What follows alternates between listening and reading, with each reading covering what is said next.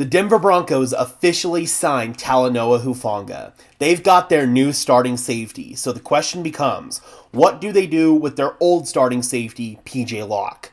Well, I think it's a really interesting conversation, and there are a few different directions that the Denver Broncos could go with this. PJ Locke was not a bad player for the Denver Broncos last year. I'm really proud of how he came into the Denver Broncos as an undrafted free agent back in 2019. Midway through his rookie season, actually, he was originally signed by Pittsburgh, but he was able to make a name for himself here in Denver over the course of these years, first on special teams and then as a full-time starter on defense. But objectively, when you look at the tape from the Broncos defense last year, one of the big weak spots was safety next to Brandon Jones. PJ Locke missed a lot of tackles. He had a lot of bad reps in coverage. He's still a physical downhill hitter that can lay the wood. That's something that PJ Locke still does bring to the table, but at the end of the day, he's probably not a starting caliber player in the NFL. He's more akin to a high-level backup.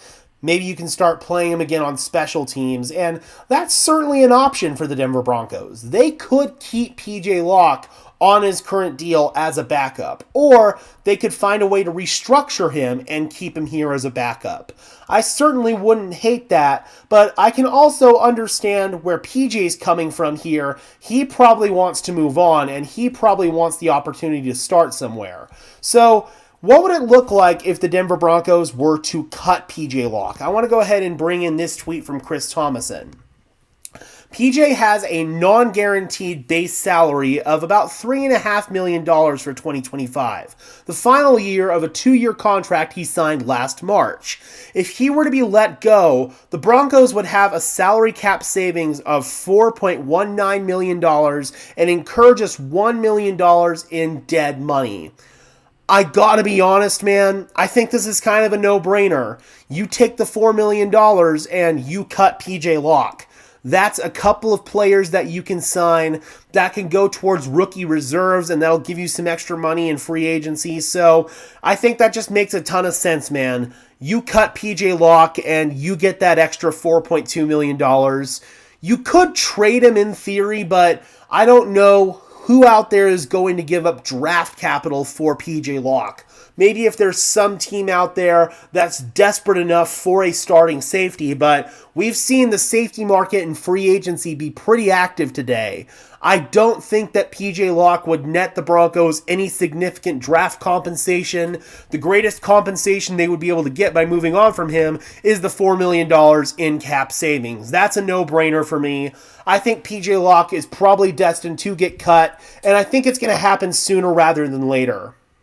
The Broncos are an organization that are known to do right by players, and it's very evident that PJ Locke is no longer going to be the Broncos' starting safety with Talanoa Hufanga coming in here. So I think they will do right by PJ, and if they can't trade him, they will release him as soon as possible and get him out there on the open market.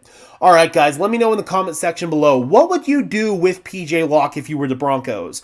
Obviously, the no-brainer here is if you can trade him, you do. But I just don't think that's going to happen. So we're looking at either keeping him here as a backup. If you do that, you're probably going to have to restructure his deal, or you cut him and save $4 million.